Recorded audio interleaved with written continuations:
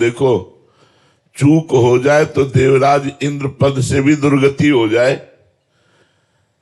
यहां के चक्रवर्ती सम्राट महाराज नहुष बहुत यज्ञ की और बहुत पुण्य किया, उसके प्रताप से वो त्रिभुवनपति देवराज इंद्र पद पर बैठे। और जब इंद्र बन गए तो वासना तो बहुत प्रबल होती है ना, तो उनको लगा जब इंद्र बन गए तो इंद्र की पत्नी इंद्राणी हमारी पत्नी होनी चाहिए। भूतपूर्व इंद्र की इंद्राणी हमारी पत्नी होनी चाहिए, क्योंकि मैं वर्तमान का इंद्र हूं। उन्होंने सूचना भेजी, वो अपने गुरुदेव बृहस्पति की शरण में गई और कहा, गुरुदेव, ये नीच राजा हमारे धर्म को भ्रष्ट करना चाहता है, आप ही हमारी रक्षा कर सकती हो। तो उनका इस समय वो त्रिभुवनपति पद पर विराजमान है और मेरी आज्ञा भी वो नहीं मानेगा, क्योंकि अगर आज्ञा मानना होता तो ऐसी सोच ही क्यों करता, हमसे पूछ करके आज्ञा लेकर के ऐसी बात करता। मनमानी आचरण कर रहा है तो आज्ञा भी नहीं मानेगा, हमें तो इशारे से समझ लेना है कि वो मेरी आज्ञा नहीं मानेगा। अब तुम ही उपाय करो जिससे तुम बच जाओ, उसको समय दो। तो समय दिया। अब वो जब समय आया तो काम की वेग वृत्ति फिर बृहस्पति की शरण में गई। उनका भगवान, वो तो समय भी आ गया। उनका उसको बोलो कि देव ऋषियों को पालकी में जोत करके लाओ तो हम तुम्हें स्वीकार करेंगे। सूचना पहुंची कि ब्रह्म ऋषियों को पालकी में जोत के, जो जगत बंदनी ब्रह्म ऋषि है, अब वो त्रिभुवनपति है, जो आदेश करेगा पालन करना पड़ेगा। अब ब्रह्म ऋषि में देव ऋषि सब तपस्या पूर्ण, सब भगवत प्राप्त महापुरुष, कुछ आगे लगे कुछ पीछे लगे। संस्कृत में तेज चलने को कहते हैं सर्प सर्प सर्प। सर्प माने तेज चलो, तेज चलो, जल्दी चलो। और ब्रह्म ऋषि तृण पत्ता दूब घास खा करके रहने वाले, एक लात मारी सामने जो ऋषि थे, और वो ऋषि दुर्वासा थे।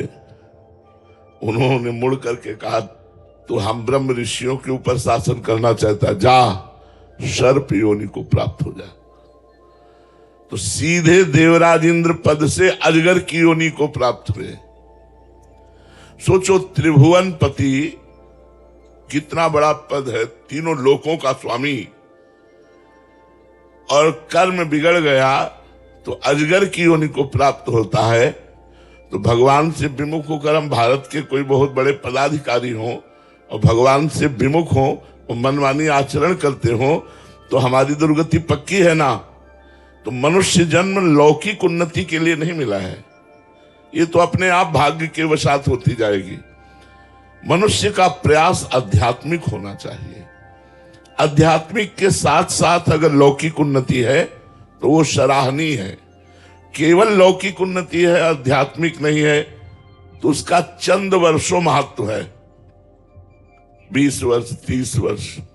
इसके बाद जब आप पधारोगे यहां से तो आपको दुर्गति भोगनी पड़ेगी। इसलिए मनुष्य जीवन का परम लक्ष्य है भगवत प्राप्ति। भगवत प्राप्ति अन्य साधनों से कलिकाल में होना बड़ा कठिन है। जैसे अष्टांग योग, 3 घंटे सिद्धासन और पद्मासन में बिना हिले डुले ऐसे हुए, बिना 3 घंटे जो बैठ सकता है। जो 90 प्राणायाम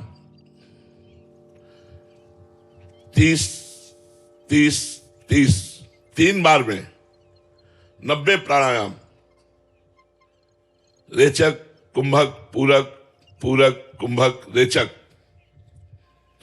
जो अपनी श्वास पर कंट्रोल, अपने शरीर पर कंट्रोल, और चित्त वृत्ति निरोधासा योगा, चित्त वृत्ति को परमात्मा में, वो भगवान को प्राप्त कर सकता है। बोलो इतने लोगों में कौन है ऐसा एक भी कि 3 घंटे बिना हिले पद्मासन और सिद्धासन में बैठ जाए और 90 प्राणायाम करके अपनी प्राणवायु का संशोधन करे और चित्त को परमात्मा में स्थित करे। है ना कठिन? और उससे जो सिद्धियां प्राप्त होती हैं वो मायामयी होती हैं। दूसरे की बात सुन लेना, आकाश में उड़ जाना, कई रूप धारण कर लेना, बड़ी सिद्धियां हैं, योग के द्वारा प्राप्त होती है। ज्ञान, गोस्वामी जी ने ज्ञान के लिए लिखा है, ज्ञान क पंथ कृपान क धारा, परत खगेश लगे नहीं बारा। ज्ञान का मार्ग जो है वो तलवार की धार है, गिरने में देर नहीं लगती और गिरा तो गया। ज्ञान को दीपक कहा गया है और बुझा तो बुझ गया। ज्ञान मार्ग में भी अहम ब्रह्मास्मि, मैं ब्रह्म हूं, तो सर्वम खलमिदम ब्रह्म, फिर सब ब्रह्म है। ब्रह्म के सिवा किंचन मात्र कहीं कोई अनुभूति ना होना, ये ज्ञान का है। कहा ऐसा? बड़ा कठिन है ब्रह्म ज्ञान प्राप्त करना। अब कर्म योग, अगर हम किसी को पानी भी पिलाते हैं तो हमारे मन में एक बात रहती है कि ये धन्यवाद तो दे। फिर कर्मयोग कैसे सफल हो सकता है? कर्मयोग तो तभी सफल हो सकता है जब निष्काम भाव से, बिल्कुल कोई जानकारी नहीं। जैसे हम आपकी सेवा की तो आज के बाद हम जानते भी नहीं कि आप कौन है। ये नहीं कि आपकी सेवा की तो कल की आशा रखें कि आप पलट कर हमारे लिए कुछ अनुकूल करें, तो कर्मयोग भी कठिन हो रहा है। अब एक बात रह गई है, नाम जप। इसमें अपवित्र हो, पवित्र हो, सकाम हो, निष्काम हो, जवान हो, बूढ़े हो, स्त्री हो, पुरुष हो, पढ़े हो, ना पढ़े हो, कैसे भी हो, कलयुग केवल नाम आधारा, सुमिर सुमिर नर उतर ही पारा। यदि नाम जप नहीं करोगे तो अन्य कोई साधनों में कलकाल में ऐसा भरोसा कम है कि वो हमें भगवत प्राप्ति करा दे। भगवान का नाम गरज रहा है, नाम संकीर्तनम यस्य सर्व पाप प्रणाशनम। अपने पुत्र को बुलाया नारायण तो परम पद की प्राप्ति। हम बार बार कह रहे हैं, आप नारायण नारायण नारायण कह के नारायण को पुकारोगे तो आपको परम पद की प्राप्ति नहीं होगी। इसीलिए हम कहते हैं केवल राधा राधा राधा राधा उच्चारण करो, देखो तुम्हारी सारी बाधाएं, सारी चिंताएं मिट जाएंगी और सब अनुकूलता आपको प्राप्त हो जाएगी। हाँ, ये जरूर ध्यान रखना है कि जैसे रोग बढ़ा हुआ है तो कभी कभी कड़वी दवा दी जाती है। तो हम लोगों के अंदर मनमानी आचरणों का ढेर है, ढेर। कितने पाप किए हैं, उनको नष्ट करने के लिए थोड़ा दंड भी मिलेगा, प्रतिकूलता भी मिलेगी, रोग भी आएंगे, अपमान भी आएगा, पर यदि नाम जप करोगे तो ये आपको परास्त नहीं कर पाएंगे, ये आपको नीचा नहीं दिखा पाएंगे। महात्माओं के अनुभव की बात है। आज तक जितने ऊंचाई पर महात्मा पहुंचे वो सब भजन करने वाले पहुंचे। चाहे जैसे हो, यदि नाम जप कर रहे हो तो आप श्री जी तक पक्का पहुंच जाओगे। ये नाम कैसे पापी क्यों न हो, हरिवंश नाम जो ले, तो अलक लड़ेती रीझ के महल खवासी दे। हरिवंश नाम ध्रुव कहत ही बाढ़े आनंद बेली, प्रेम रंग उर जग मगे जुगल नवल रस केली। श्री प्रिया प्रीतम के प्रेम रस लीला में पहुंचने का अधिकार ये नाम। महात्माओं के सबके अनुभव हैं, सब बड़े बड़े महात्माओं के अनुभव हैं कि जिसने नाम जब शुरू कर लिया उसका परम मंगल हो गया। राधा बाबा तो कहते आपने राधा कृष्ण बोला एक बार जीवन में तो आपके मंगल महल की नींव रख गई। सुख समुद्र में डूबने के लिए आपकी तैयारी प्रारंभ हो गई, आपका शुभ मंगल शुरू हो गया, क्योंकि भगवान का नाम आपने जपना शुरू कर दिया। भाई जी से हनुमान प्रसाद पोद्दार जी ने कहा, मैं अपने जीवन की प्रथम और अंतिम अनुभूति कहता हूं कि तुम नाम जप करो, अन्य साधन बने तो ठीक है, ना बने तो छोड़ो, नाम जप करो। नाम जप करने से निश्चित तुम्हारे ऊपर भगवान की कृपा होगी और भगवान की प्राप्ति होगी। जब भगवान मिल जाते तो और सब कामनाओं की पूर्ति की क्या बात है। वर्तमान में वासनाओं का इतना खेल बढ़ गया है कि नाम जप में प्रीति होना बड़ा कठिन हो रहा है, क्योंकि नाम जप में भी मन लगने के लिए थोड़ी पवित्रता, आहार की, संग की, ये तो चाहिए ना। आज हमारा भोजन दूषित होता चला जा रहा है। होटलों में, पार्टियों में बस केवल जबान के लिए लोग पशुओं का मांस खाते हैं। आज इतनी बुद्धि भ्रष्ट होती जा रही कि कोई यही नहीं समझ रहा कि मदिरा पीना पाप है, शराब पीना पाप है, ये तो समझा ही नहीं जा रहा है। अब तो एक स्वागत में इसका प्रयोग हो गया है, मतलब नरक जाने के पूरे सब चांस है। ऐसे में भगवान के नाम में प्रीति कैसे हो? यदि सत्संग मिल जाए और हठ पूर्वक नाम जप किया जाए और नाम बल से इन गंदे आचरणों को छोड़ दिया जाए तो सब कामनाओं की पूर्ति हो जाएगी, भगवान की भी प्राप्ति हो जाएगी। ये विषयासक्ति मतलब भोगों में प्रीति, ये जब तक बढ़ेगी तब तक नाम मीठा नहीं लगेगा। जैसे प्रश्न होता है कि नाम जपना अच्छा नहीं लगता, तो भोगों में प्रीति होने के कारण नाम जप मीठा नहीं लगता। तो विषयासक्ति बढ़ जाने के कारण नाम मीठा नहीं लगता। जिसको पित्त बढ़ता है तो उसमें मिश्री भी खवाओ तो कड़वी लगने लगती है। जब बहुत बढ़ जाती है, पित्त बढ़ जाता है, और अगर उसी मिश्री को रोज पाओ नियम से तो वो पित्त का समन करके मीठी लगने लगेगी। ऐसे ही यदि नाम कड़वा लग रहा है और नियम पूर्वक नाम जब किया जाए तो मीठा लगने लगेगा। कल सत्संग में नियम दिया था कि 10,000 नाम सब लोग जप करेंगे।